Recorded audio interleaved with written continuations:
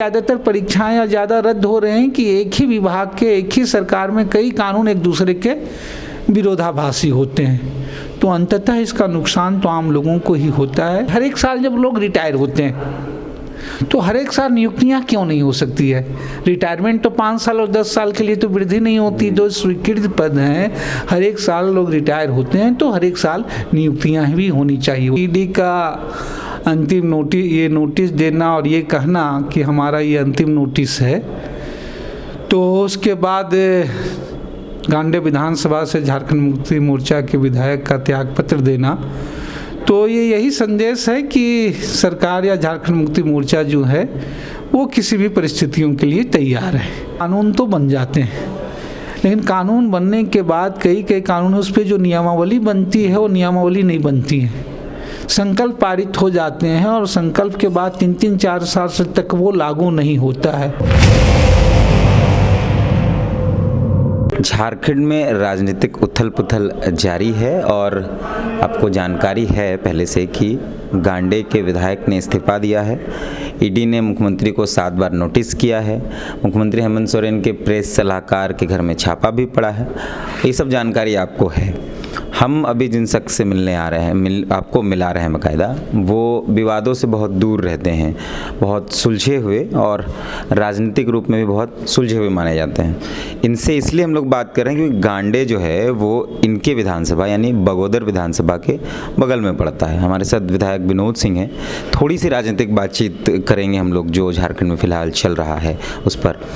पहले तो जोहार। आपके बगल वाले विधानसभा गांडे के विधायक ने इस्तीफा दिया, सरकार में इतनी उथल पुथल चल रही है, ईडी का ये सब कुछ चल रहा है, इसको कैसे आप पॉलिटिकली देखते हैं? देखिए, वो तो आप देखें जब से यह भारतीय जनता पार्टी लंबे समय तक झारखंड में सत्ता में रही है और पहली बार एक पूर्ण बहुमत से एक गठबंधन जो यहाँ सत्ता में आई और भाजपा को बेदखल की, और उसके बाद से ही साल भर के बाद से ही देखें तो प्रकार झारखंड सरकार अब रही नहीं रही इस तरीके की कोशिशें चल रही है। और अभी पिछले 2 सालों से अगर आप देखेंगे तो एक तरीके से फुटबॉल खेला जा रहा है, अलग अलग तरीके से, कभी केंद्र के द्वारा फिर राज्य के जवाब। तो हमें तो इस रूप में देख रहा हूँ कि ईडी का अंतिम नोटिस देना और ये कहना कि हमारा ये अंतिम नोटिस है, तो उसके बाद गांडे विधानसभा से झारखंड मुक्ति मोर्चा के विधायक का त्यागपत्र देना, तो ये यही संदेश है कि सरकार या झारखंड मुक्ति मोर्चा जो है वो किसी भी परिस्थितियों के लिए तैयार है। तो उन्होंने एक गेंद मारी, फुटबॉल मारी कि भाई ये है, और उन्होंने इसका पलट करके जवाब दिया है। अगर अभी आप देखें इस एक्शन को तो इसी रूप में जो है वो देखा जा सकता है।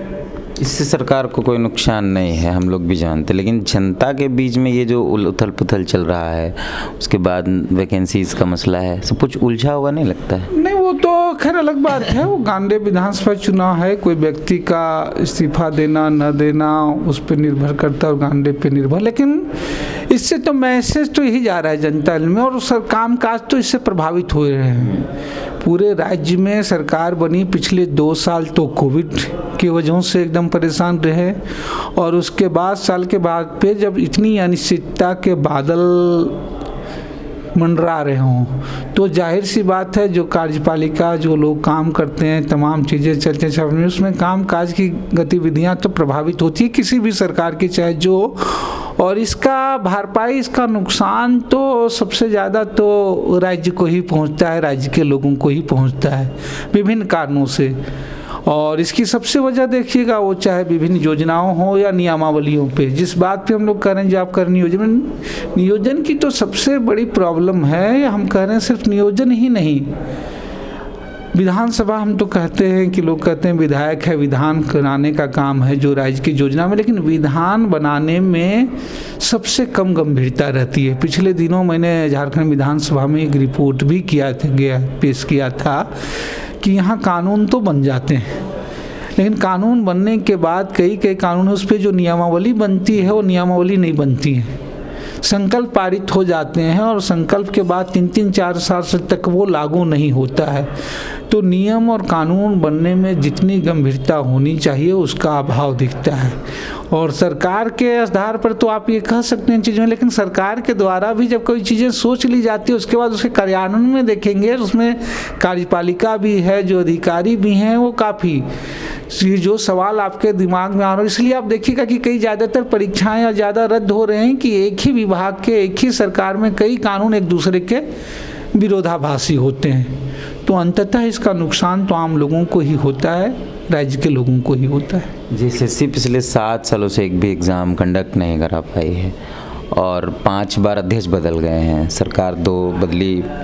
बिल्कुल बिल्कुल, ये बड़ी महत्वपूर्ण बात है। इसलिए पहली बात तो एग्ज़ाम को लेकर के नीति और पॉलिसियाँ, दिक्कत वो नहीं, दिक्कत ये है कि जब आप कोई नीति और पॉलिसियाँ बना रहे हैं और उसके प्रति लोग आगाह कर रहे हैं, जैसे सबसे बड़ी बाधा हुई अगर विलम्ब अगर बाद के दिनों में कहिएगा, शुरुआत में ज़रूर ये रही, रघुवर दास की पॉलिसी रही, पॉलिसी से नियुक्तियाँ शुरू हुई, सुप्रीम कोर्ट ने, हाई कोर्ट ने रद्द किया, फिर सरकार ने लाया 10th और 12th की नीति, तमाम लोगों ने आगाह किया।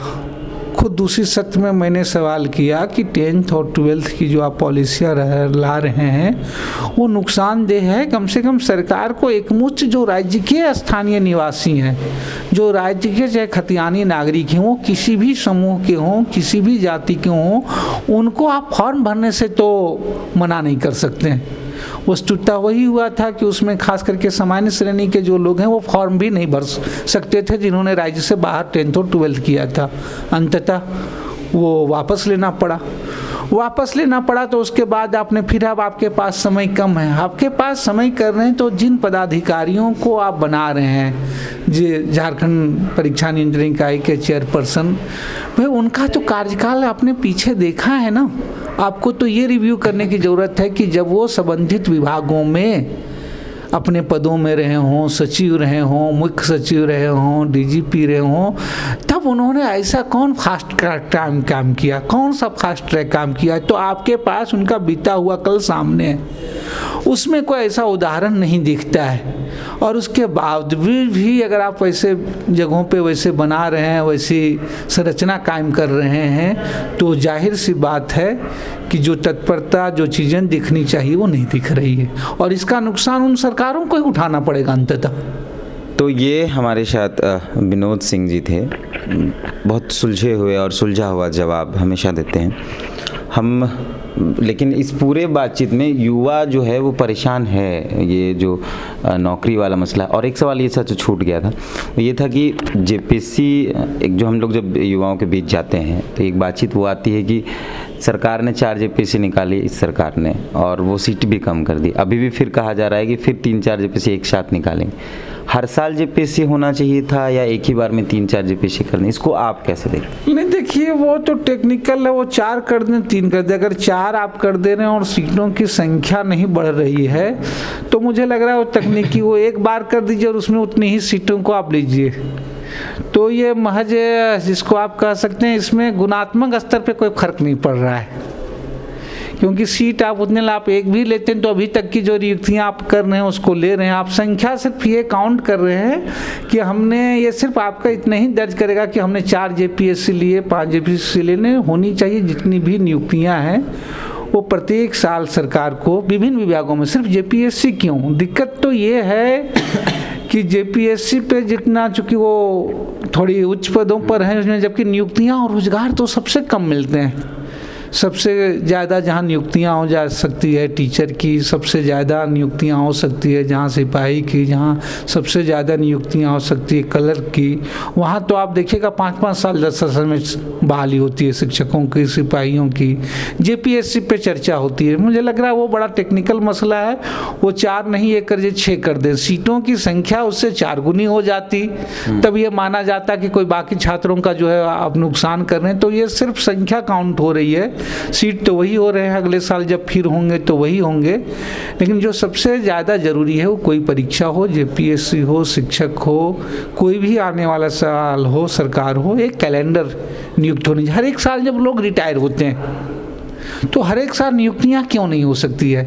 रिटायरमेंट तो 5 साल और 10 साल के लिए तो वृद्धि नहीं होती। जो स्वीकृत पद हैं हर एक साल लोग रिटायर होते हैं, तो हर एक साल नियुक्तियां भी होनी चाहिए, वो चाहे तृतीय श्रेणी हो चाहे वो द्वितीय श्रेणी हो।